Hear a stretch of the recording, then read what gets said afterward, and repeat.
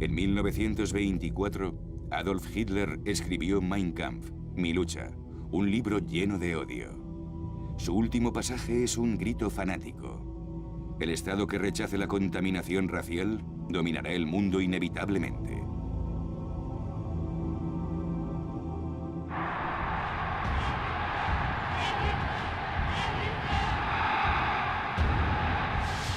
Adolf Hitler nació el 20 de abril de 1889. Se suicidó el 30 de abril de 1945. ¿Cómo consiguió conquistar Alemania este austríaco salido de la nada?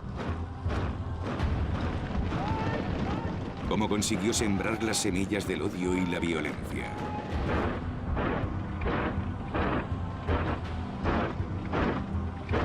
¿Cómo Hitler y los nazis pudieron llevar el mundo al apocalipsis?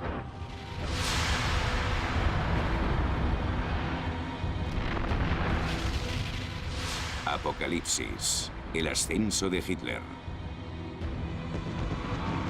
La amenaza. ¿Cómo fue posible el fenómeno de Hitler?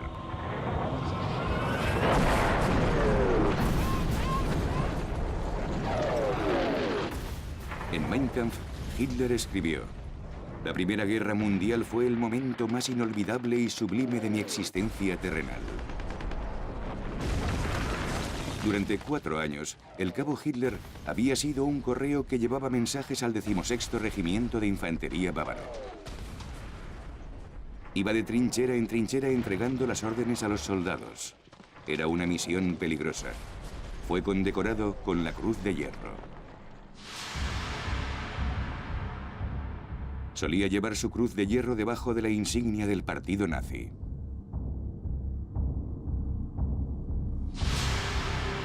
Durante la Primera Guerra Mundial, Hitler aprendió a dar poco valor a la vida humana, como muchos otros soldados en ese terrible conflicto.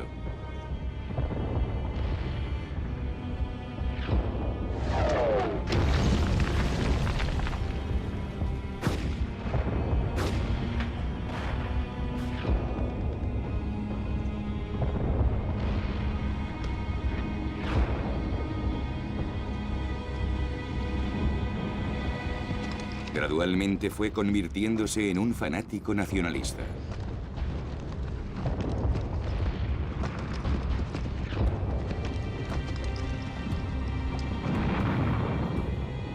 En las trincheras también nació en él la confusa idea de que algún día velaría por sus compañeros de fatigas. En otras palabras, entraría en la política. Hitler aprendería a explotar eficazmente su camaradería con los veteranos de guerra, como hizo 15 años después en este discurso a los obreros de la factoría Siemens. Compatriotas, compañeros obreros alemanes, yo procedo de vuestras filas. Yo era uno de vosotros. Y estuve a vuestro lado durante los 4 años de guerra. Luego, progresivamente, gracias a mi perseverancia, educándome a mí mismo y soportando el hambre y la pobreza, conseguí triunfar. Pero en el fondo, sigo siendo el mismo.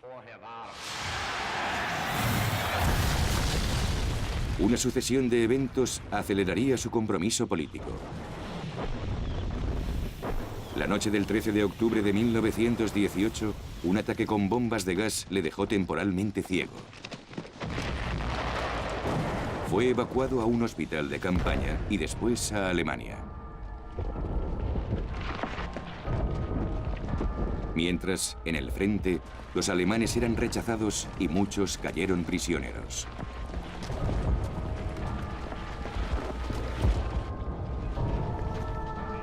El odio de los franceses era omnipresente e impulsó a los vencedores a cometer actos injuriosos. Los soldados prisioneros del Kaiser, el emperador germano Guillermo II, intentaban mantener la dignidad mientras atravesaban los mismos pueblos franceses y belgas que habían arrasado durante los últimos 4 años. El resto del ejército alemán se retiraba.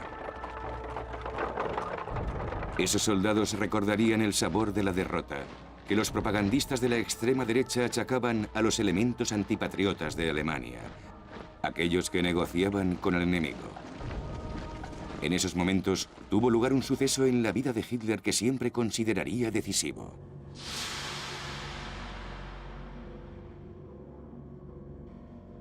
Mejoraba lentamente y finalmente recuperó la vista en el hospital militar Pasewalk, al norte de Berlín, donde se trataba a los militares heridos por bombas.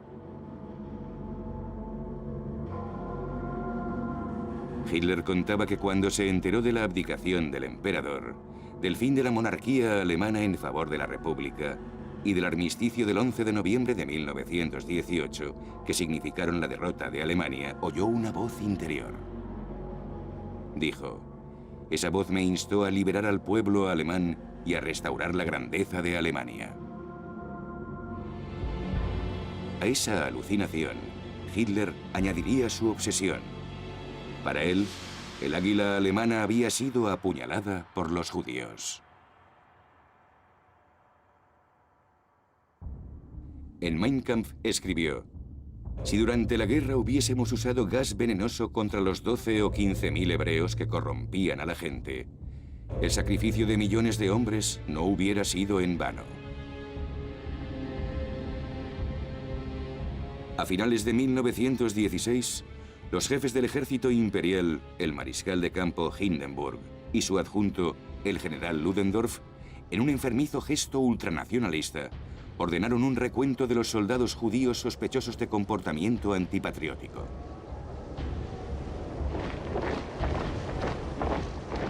El antisemitismo venía de siglos atrás y no conocía fronteras. Perseguidos por su destino a través de la historia, los judíos, pobres que vivían en guetos o aceptados y burgueses, periódicamente se convertían en cabezas de turco en tiempos de crisis.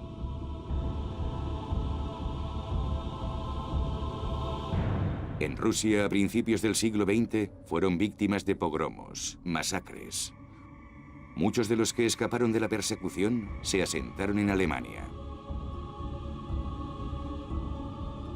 La gran pregunta es, ¿tenía Hitler sangre judía?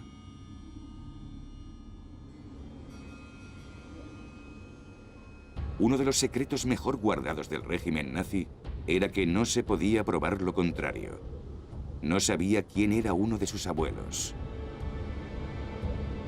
Se desconocía la identidad del padre de su padre.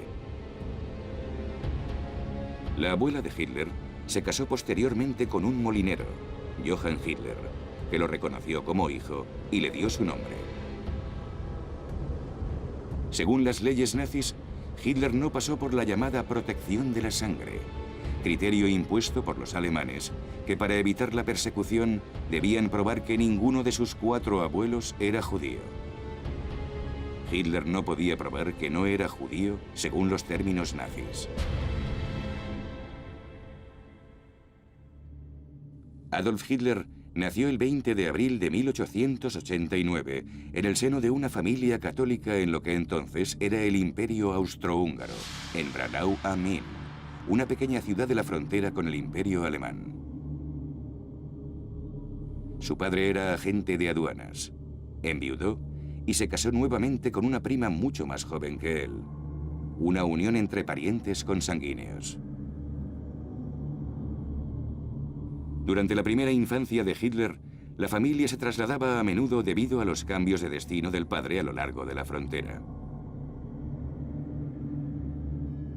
A los 8 años, era monaguillo en este monasterio. Observaba y admiraba el sacrificio y el sentido de misión de los monjes. Vio una extraña cruz sobre el frontispicio del monasterio. Representaba la esvástica, que se convertiría en el emblema nazi.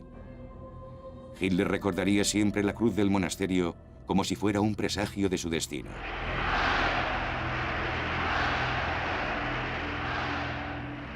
Durante siglos, la esvástica había sido en la India un símbolo benéfico del perpetuo movimiento de la humanidad. En la desviada interpretación de los nazis, se convirtió en el símbolo de la raza aria, una mítica raza pura de rubios de ojos azules a los que Hitler añadiría un casco. Y la mística de una raza superior. Los jóvenes alemanes deben ser esbeltos, con miembros largos, rápidos como liebres, duros como el cuero y sólidos como el acero. Estamos decididos a crear una nueva raza.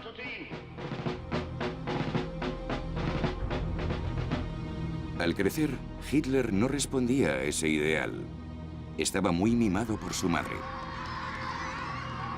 Regresaba a su tierra austríaca en los momentos importantes de su carrera, como este, unas semanas antes de que invadiera Polonia y provocara la Segunda Guerra Mundial. Imágenes de la casa de su infancia, filmadas y editadas por su amante, Eva Braun. No sentía resentimiento hacia su padre, aunque bebía y era muy estricto con él. Pero su madre, que murió de cáncer a la edad de 47 años, fue la única persona a la que Hitler quiso de verdad. Ella estaba presente en todos los cumpleaños del Führer, y en su búnker, durante sus últimos momentos, Hitler llevaba con él su retrato. Hitler tenía conflictos con su padre, que quería que fuera funcionario. Pero no fue durante mucho tiempo a la escuela, porque arrogantemente consideraba que estaba por encima del sistema educativo. A los 19 años, después de fallecer su madre, se marchó a Viena. No estaba predestinado a dedicarse a la política y soñaba con asistir a la Academia de Bellas Artes. Gracias a su herencia, pudo vivir la vida bohemia del artista. Había dejado su provincia natal y descubrió que en la capital austrohúngara vivían muchas comunidades: checos, polacos, italianos, croatas y judíos. Más tarde diría: a mí me parecían la encarnación de la profanación racial.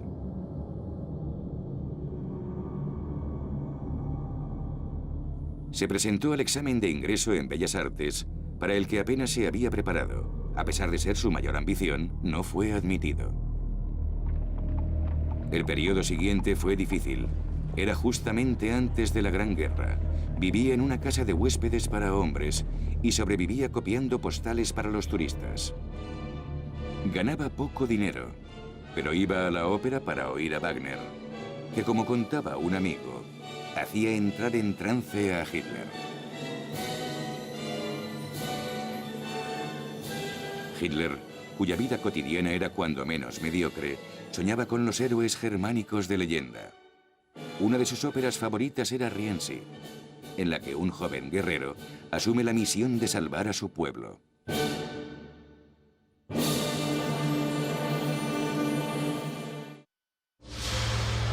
Movilización.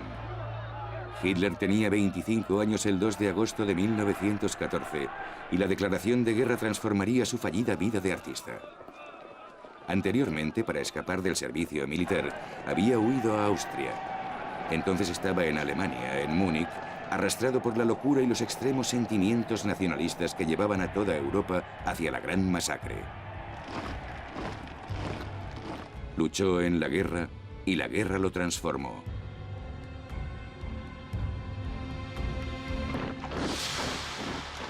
Después de estar 4 años con su regimiento, regresó a Múnich, a una Alemania en plena revolución. Hitler tenía 30 años. Ante él se abría un periodo decisivo. Sobre todo, quería continuar en el ejército, que garantizaba el orden y la estabilidad del nuevo régimen socialdemócrata del presidente Friedrich Ebert.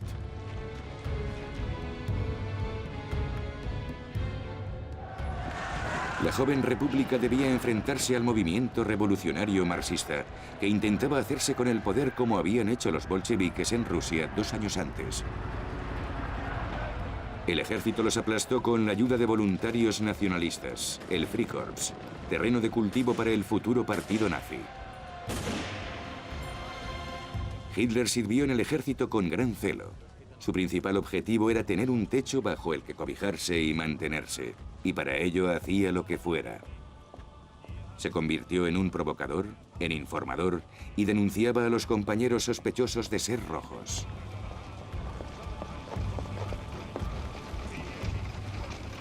Sus oficiales superiores, cuyos deberes incluían controlar la población combatiendo las ideas comunistas, tomaron nota de su fervor antirrevolucionario.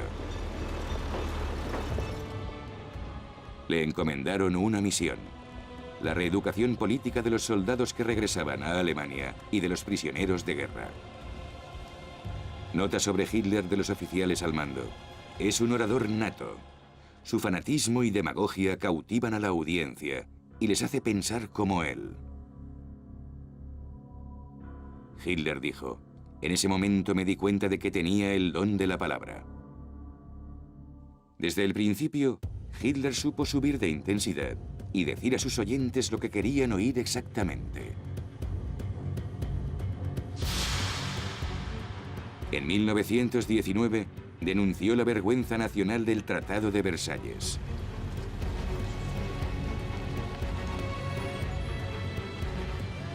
Después de discutir durante meses entre ellos, los vencedores, sobre todo Francia, Inglaterra y Estados Unidos, impusieron unos duros términos de paz a Alemania, como si fuera la única responsable de la gran masacre. El Tratado de Versalles, firmado el 28 de junio de 1919, condenaba a los alemanes a pagar unas enormes reparaciones, lo que supondría una gran carga para la economía y sería el principal problema y fuente de penalidades para la población. Además, Alemania perdió el 13% de sus territorios y una décima parte de su población. Alsacia y Lorena volvieron a ser francesas y toda la orilla izquierda del Rin fue desmilitarizada. Una película alemana de la época denunciaba el expolio del territorio nacional. Lo peor fue que Alemania del Este quedó separada de Prusia para reconstruir Polonia, que dividieron en el siglo XVIII para tener acceso al mar. El corredor polaco fue el asunto que finalmente desencadenó en la Segunda Guerra Mundial. Para muchos alemanes, la condición de los aliados de que las fuerzas paramilitares antirrevolucionarias fueran desarmadas añadió el insulto al ultraje. Presenciaron la destrucción de sus submarinos.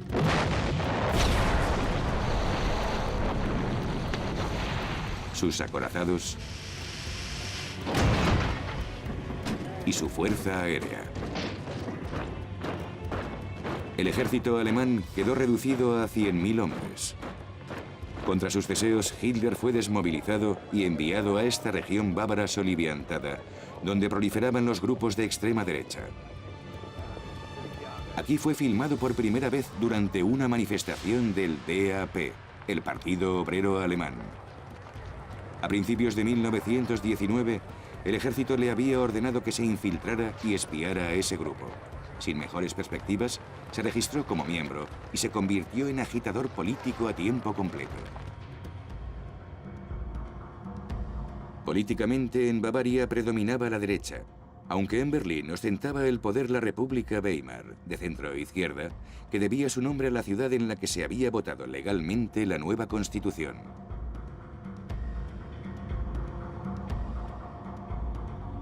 Hitler, transformado en un liberal bávaro convencido, aullaba con los lobos contra los criminales de noviembre, los firmantes del armisticio y la Conferencia de Versalles.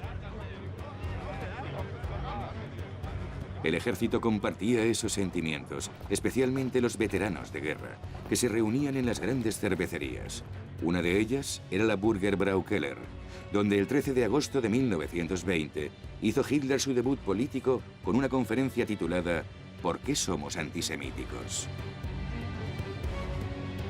Para Hitler, la respuesta era, más allá de su odio visceral hacia los judíos desde la derrota de Alemania, que el antisemitismo era la mejor estrategia para atraer a militantes nacionalistas.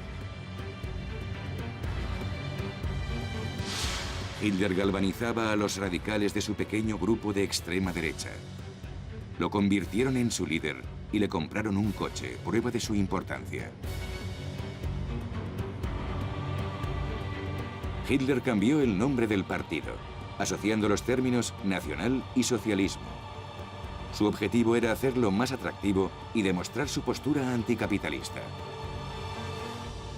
El DAP sería conocido entonces como el NSDAP, el Partido Nacional Socialista de los Obreros Alemanes, y su forma abreviada, nazi. En su pequeña sede en una cervecería de Múnich, dibujó el emblema de su partido. En Mein Kampf escribió: después de hacer innumerables bocetos, he elegido una bandera roja para mostrar la dimensión de nuestro movimiento social, con un círculo blanco representando nuestro nacionalismo, y la esvástica, símbolo de los arios, los eternos antisemitas. Para protegerse durante sus reuniones, creó sus SA, las tropas de asalto, una pequeña milicia cuyos uniformes consiguió en el almacén de un antiguo departamento austrohúngaro. Su radicalismo aumentó el número de miembros del partido, y de 2.000 pasaron a ser 20.000. Tuvo éxito gracias a la ayuda de una secta racista, la Sociedad Thule, nombre de un legendario reino nórdico.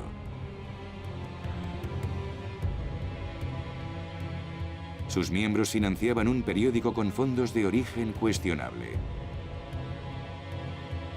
Esa publicación se convirtió en el periódico oficial del partido nazi bajo un nuevo nombre, Volkischer Beobachter, el racista observador del pueblo.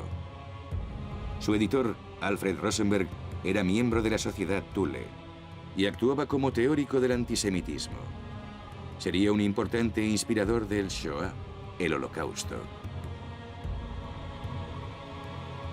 Rudolf Hess fue otro antiguo miembro de la Sociedad Thule durante su época de estudiante. Se convirtió en el secretario de Hitler y uno de sus cómplices más serviles y fanáticos. Se sumó a las filas de los primeros militantes un héroe de la Primera Guerra Mundial, Hermann Göring, uno de los pilotos de combate más famosos.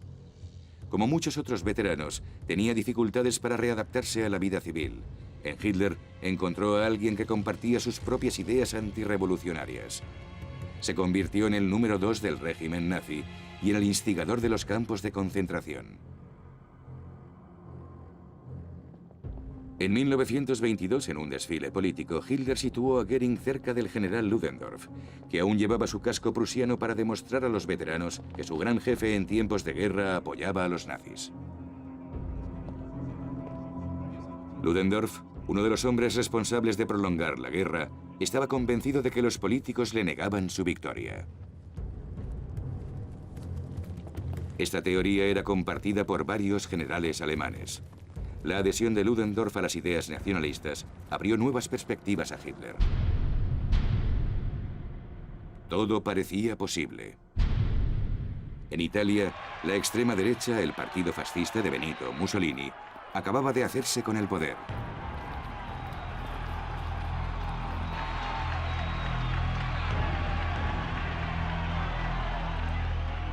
¿Sería Hitler el Mussolini alemán?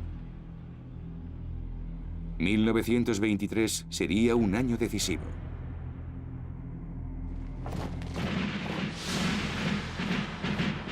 ...11 de enero de 1923... los alemanes observaban atónitos e indefensos...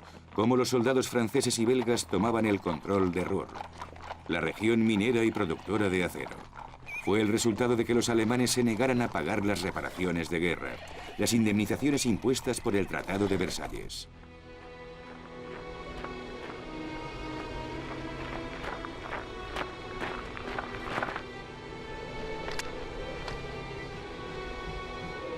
Los franceses y los belgas se lo cobraron directamente en forma de carbón.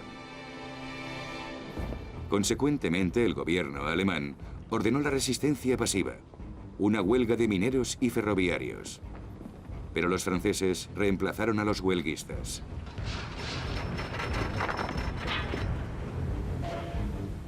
No quedó carbón para los alemanes. La situación se volvió peligrosamente tensa. El 10 de marzo de 1923 fue asesinado un oficial francés, el teniente Pierre Colpan, del 17º Batallón de Infantería. Su féretro atravesó varias ciudades de camino a su país, y los oficiales franceses golpeaban a los alemanes que no se quitaban el sombrero a su paso.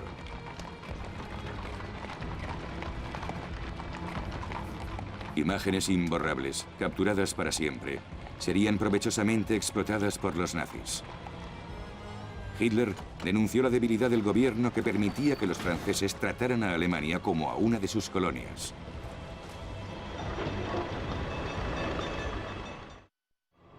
Los alemanes pasaban frío.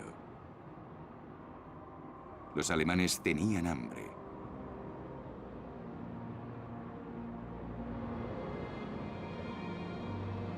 Intentaban robar el carbón a los franceses. La República Weimar tenía que importar el carbón y pagar a los mineros en huelga. Esos enormes gastos obligaron enseguida a imprimir grandes cantidades de nueva moneda. El marco se depreció dramáticamente. Un día los alemanes pagaban 1.000 millones de marcos por un kilo de patatas y al día siguiente 460.000 millones por una barra de pan.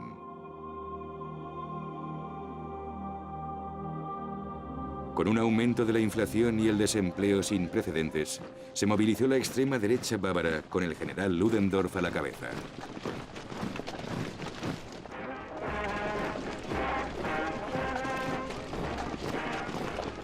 Gracias a Ludendorff, Hitler consiguió unir a todos los grupos veteranos amargados por la derrota. Quería intentar un putsch, un golpe de Estado, marchar hacia Múnich y luego a Berlín. Hitler dijo: nuestro pueblo está sujeto a unas condiciones económicas extremas, y si no actuamos enseguida acabará uniéndose a los comunistas. Gracias a sus cómplices del ejército, los nazis consiguieron armarse. Sin embargo, el ejército y la policía decidieron permanecer fieles al gobierno legal. Para Hitler y Múnich, todo parecía perdido. Pero seguía con su fantasía de que él y Ludendorff todavía podían arrastrar con ellos a la población, y ordenó a sus tropas que avanzaran hacia las barreras policiales disuasorias. Los dos bandos estaban cara a cara, y Hitler con su abrigo blanco en el centro. De hecho, es un fotomontaje de los nazis que intentaba crear el valor mítico de Hitler. En realidad estaba escondido detrás de un guardaespaldas que murió en el tiroteo. La policía abrió fuego poniendo fin al putsch de Hitler de 1923. Hitler fue arrestado y se prohibió el Partido Nacional Socialista. El gran escritor austríaco Stefan Zweig escribió: en el año 1923 desaparecieron las esvásticas y las tropas de asalto, y el nombre de Hitler volvió a sumirse en el olvido.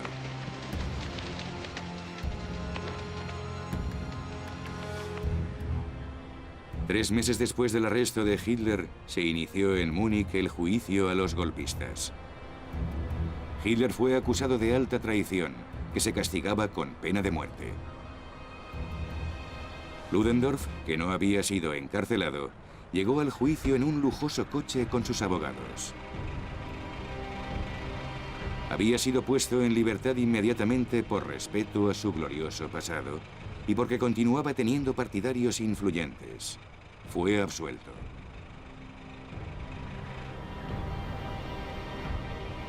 Hitler, que había intentado suicidarse, se dio cuenta de que el tribunal no era tan hostil como había pensado.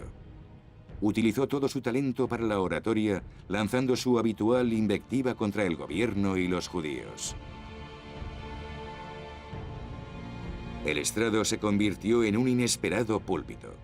Los jueces se volvieron más comprensivos y el público se apiñaba acercándose a él. Como resultado, el veredicto fue mucho menos severo de lo que temía Hitler.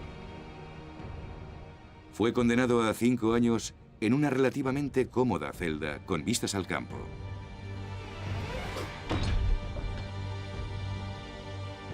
Las condiciones de su encarcelamiento eran parecidas a las de un hotel. Tenía libertad para recibir a los simpatizantes nazis a cualquier hora del día. Incluso uno de ellos le llevó una corona de laurel al hombre que él llamaba la encarnación de los ardientes deseos de la nación.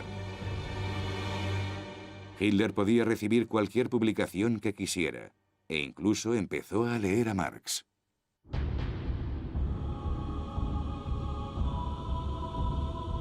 Rudolf Hess, condenado a 15 meses por su papel en el Putsch, ocupaba la celda contigua y creó el pequeño grupo que esencialmente hablaba de la lucha entre los partidos de derecha que se estaban dividiendo. El regreso de Hitler se convirtió en una necesidad. Sus cómplices del exterior desarrollaron una estrategia para que se llevara a cabo su liberación. Hitler se dio cuenta de que pronto estaría libre y sintió la necesidad de exponer su singular visión de la vida y sus principios políticos. Unos periodistas nazis reescribieron su manuscrito redactado a toda prisa. Hitler quería poner a su libro el título de 4 años y medio de lucha contra las mentiras, la locura y la cobardía. Pero ese título se consideró demasiado largo y fue sustituido por Mein Kampf, mi lucha. Contiene la visión completa del mundo según Hitler, y los nazis lo convirtieron en su Biblia. Fue copiado como las Sagradas Escrituras e iluminado como los grandes manuscritos medievales.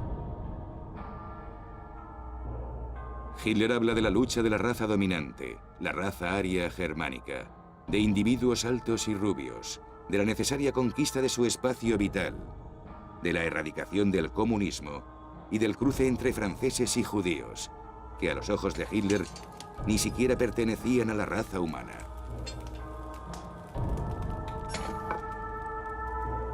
En la época, muchos lectores dijeron que el libro era la locura de un caballero andante, un error fatal.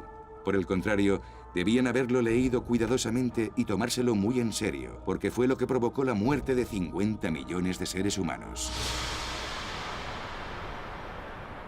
Hitler salió de la prisión el 20 de diciembre de 1924 por buen comportamiento. Entonces soñaba con ser el sucesor de los grandes fundadores de la nación alemana, como Bismarck. Decía: el tiempo que he pasado en prisión me ha dado confianza, optimismo y la creencia de que nada volverá a sorprenderme. Su andadura por el desierto de la política no había hecho más que empezar. Mein Kampf fue un fracaso y solo se vendieron unos 20.000 ejemplares.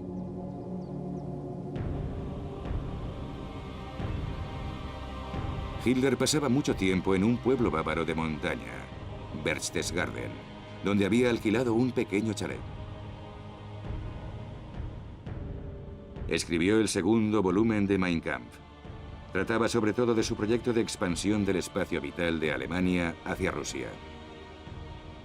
La venta del libro fue escasa hasta que llegó al poder en 1933.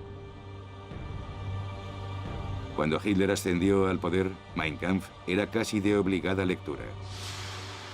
El Estado alemán lo entregaba a las parejas como regalo de bodas.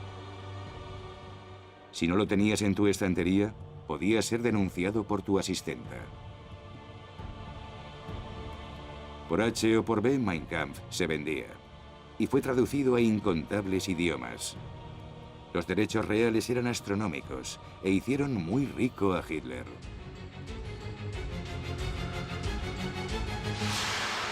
El 27 de febrero de 1925, Hitler hizo su reaparición en la política en la famosa cervecería de Múnich, donde lanzó su putsch, reafirmando su liderazgo en el partido nazi. Al día siguiente tuvo lugar un suceso que favoreció su causa. La encarnación de la nueva democracia alemana, el primer presidente de la República, Weimar, el socialdemócrata Friedrich Ebert, fallecía a causa de una apendicitis maltratada. Los alemanes sintieron profundamente su desaparición. Los alemanes debían elegir un nuevo presidente y la esvástica regresó durante la campaña política. La prohibición del partido nazi había sido recientemente levantada porque ya no era considerado peligroso. De hecho, Ludendorff, el candidato de la Unión de Partidos de Extrema Derecha, apenas obtuvo el 1% de los votos. El fallo de Ludendorff es lo que Hitler deseaba secretamente. Era su principal rival y le había apoyado a medias durante la campaña. Revelando sus ambiciones políticas, dijo: "Le hemos dado el último empujón". El hombre que habían elegido los alemanes era otro alto mando en la Gran Guerra, el mariscal von Hindenburg.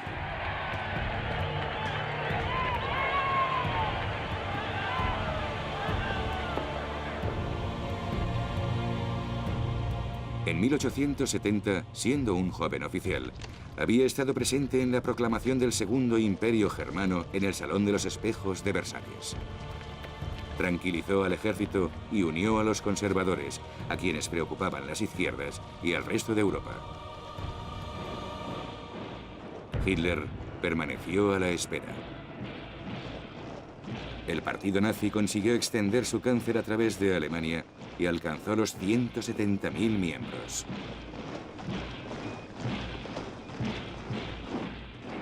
Transformó sus tropas de asalto en un verdadero ejército privado. Cada vez eran más jóvenes, pero eso no era una equivocación. Su orden paramilitar estaba compuesta por brutales fanáticos y asesinos.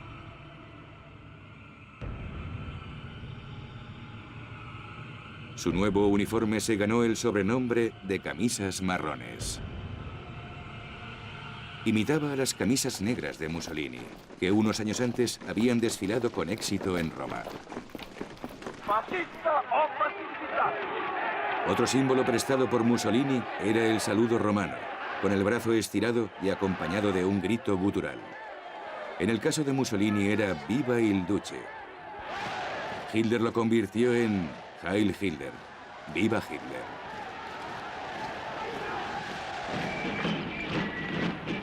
El uniforme de los SA fue creado por un selecto equipo de diseñadores alemanes.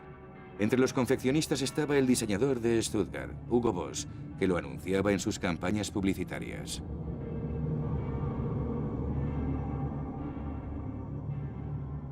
Hugo Boss, miembro del partido nazi, también produjo el intimidante uniforme negro de las SS, la Schutzstaffel, la nueva unidad de protección de Hitler. Y también los uniformes de las juventudes hitlerianas. Todos eran muy costosos. El dinero provenía principalmente de las filas de los miembros del partido nazi y de los simpatizantes adinerados, como el magnate del acero Fritz Thyssen, cuyas plantas siderúrgicas estaban preparadas para forjar nuevas armas. También contaban con Henry Ford, el fabricante de automóviles más importante del mundo. Henry Ford era antisemita y apoyaba fuertemente a los nazis. Ford sería el primer extranjero a quien los nazis decoraron con la Orden del Águila alemana. En 1927, Hitler eligió Nuremberg para la celebración del Congreso. Era un bastión nazi y ciudad de importancia histórica, con un aire wagneriano que le conectaba a los señores de la guerra de la Edad Oscura. Hitler llamó a Nuremberg su capital ideológica. También quería que el partido fuera más sumiso al Führer, su líder. El culto a su personalidad sería realzado por la obra de su fotógrafo personal, Heinrich Hoffmann.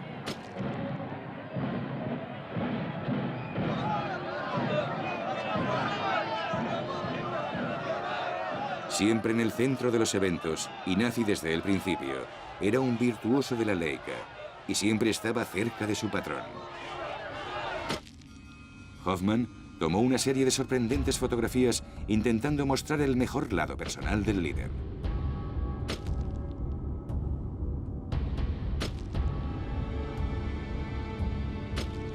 Querían ganar adeptos entre las féminas, y los nazis hacían todo lo posible para ganarse su preferencia.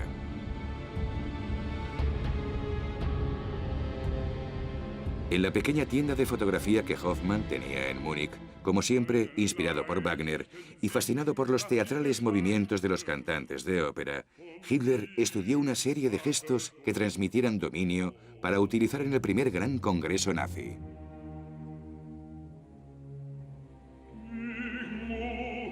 Hitler dijo: "Las masas son femeninas y estúpidas. Solo la emoción y el odio pueden mantenerlas bajo control".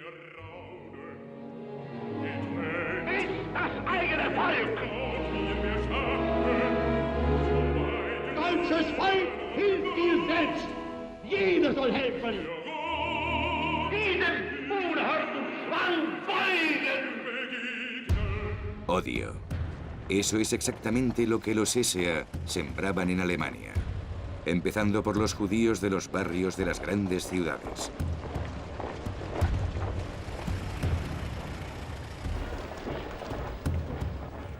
En lo que todavía era una sociedad apacible, Stefan Zweig fue testigo del inicio de la violencia. Escribió: "Era el método fascista, pero al estilo alemán, llevado a cabo con precisión militar. Al oír el silbato, los SA saltaban de los camiones a la velocidad de la luz, golpeaban a las personas con sus porras, y al oír otro silbato, volvían a sus camiones y se iban tan rápidamente como habían llegado".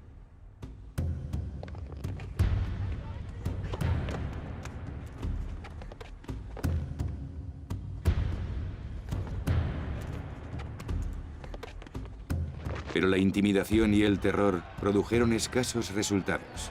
En las elecciones legislativas, los nazis solo obtuvieron el 2,60% de los votos, menos de 1 millón de papeletas. Los comunistas obtuvieron 3 veces más, el partido de centro 4 millones y la derecha 5 millones. Los socialdemócratas fueron los más votados con 10 millones de votos. En el Reichstag, el Parlamento berlinés, ese 2,60% de votos, principalmente de áreas rurales, supuso la entrada de 12 nuevos diputados nazis. Provocaron un gran impacto, casi todos vistiendo los uniformes de la SA. Entre ellos, haciendo su reentrada, Hermann Göring. Herido en el estómago durante el putsch, había ganado mucho peso y se había vuelto adicto a la morfina. Finalmente, Joseph Goebbels entró por la puerta grande en la política. Respondía aproximadamente a una máxima formulada por Nietzsche en el siglo anterior: "El fanatismo es la única forma de forzar a que los débiles y pobres se alcen". Goebbels no era el tipo ario, rubio y alto. Era bajo, cojo y sufría de complejo de inferioridad desde la infancia debido a su cojera. Sin embargo, su diabólica astucia compensaba su minusvalía. Se rebelaba contra la sociedad que flirteaba con el marxismo, hasta el decisivo encuentro de su vida con Adolf Hitler. Goebbels vio la luz. Los judíos habían rehusado publicar sus manuscritos, habían evitado que se convirtiera en un gran escritor, y los comunistas eran los responsables del caos de la sociedad. Dijo: "Entramos en el Reichstag como lobos en un redil de ovejas". Pero en ese momento era imposible para el público y los diputados entender la importancia de su declaración. El punto de vista del público en general sobre los nazis se expresó en el Frankfurter Zeitung. "Hitler no tiene ideas ni pensamientos coherentes. Es un hombre loco y peligroso. Ha llegado a este punto siguiendo al pie de la letra la ideología de los tiempos de guerra y las interpreta de forma primitiva, como si viviésemos en la época de las invasiones bárbaras tras la caída del Imperio Romano".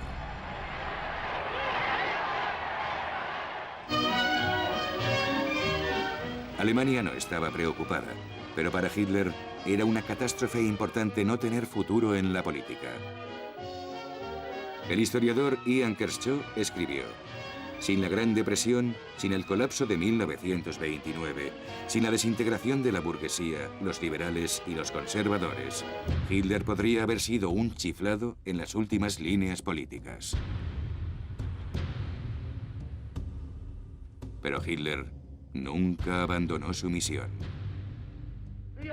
Continuaremos nuestra lucha con fanatismo y sin piedad hasta la muerte.